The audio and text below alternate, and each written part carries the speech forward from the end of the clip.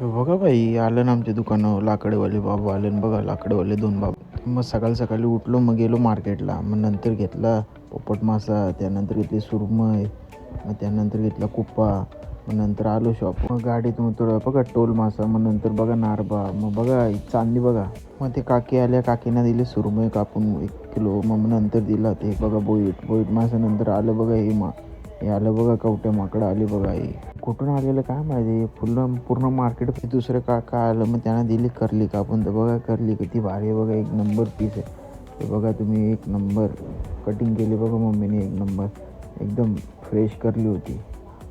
तुम्ही विचार करत असाल अशी काय कटिंग करतात, तर अशी कटिंग केल्याने काटं एकदम सरळ निघतात. बघा तुम्ही बघू शकता कसले भारी दिसतात बघा, एकदम काटं कडक दिसतात निघतात. तर नव्हतं गिऱ्हाईक तर काढला व्हिडिओ, जरा माल दाखवतो बघा तुम्हाला. बघा किती माल होतं बघा आज, एकदम माल बिल दाखवलं. मग हे समोर आहे ते काकाने घेतलं लाल मासे घेतले, तर मम्मीने कटिंग पण केलं. मग नंतर आले काका, मग नंतर त्याही घेतला नारबा मासा. तर बघा नारबा मासा पण कटिंग करताना बघा किती फ्रेश होतं, 1 नंबर. मम्मीला बोललो व्हिडिओ काढतं, तर मम्मीनेच ते हसत. थोड्याच वेळानं कापून झालं, मग थोडं नारबा कापून घेतच होते. तो सर बघा नारबा कसं कटिंग केलं, एकदम पेटी मारली, मग नंतर कापलं एकदम स्लाईस पीस.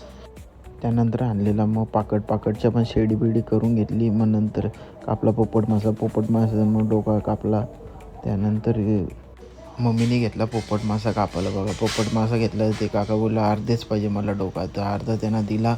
मग अर्धा कोणीतरी तिथं ठेवला. मग नंतर डोका 2 किलोचा होता, म्हणून लय मोठा होता तो, म्हणून कापायला जड येत होता, म्हणून दिला फटाफट. मग तोडून त्या काकांना अर्धा भाग, मग अर्धा भाग ठेवला दुसरीकडे. मम्मी कापत होती अर्धा भाग. मग तो एकदम फ्रेश असल्यामुळे ते बघा त्याचं पूर्ण रक्त लागत आणि नुसता चिकट झालेला माझा हात, तर कापायला जमत नव्हतं, नुसती काती हातातून सुटली. जशी काकांना दिला मग कापून. मग नंतर आला दुसरा मासा, तो बघा हे कुठला वेगळाच मासा आला आहे, काला मासा एकदम. त्याला पण एकदम छिलका एकदम व्यवस्थित काढली एकदम. मग नंतर घेतला कापायला घेतला. मग त्याची पण केली पेटी करून, मग एकदम पीस एकदम केलं स्लाईस. जर तुम्हाला पण अशी फ्रेश मच्छी खायची असेल तर आपल्या शॉपला व्हिजिट द्या, मग तुम्हाला फ्रेश मच्छी भेटेल. जर तुम्ही आपल्या चॅनलमध्ये नवीन असाल तर लाईक, शेअर, सबस्क्राईब करायला विसरू नका. आणि भावाला सपोर्ट करा, जेणेकरून भाऊ पुढं जाईल.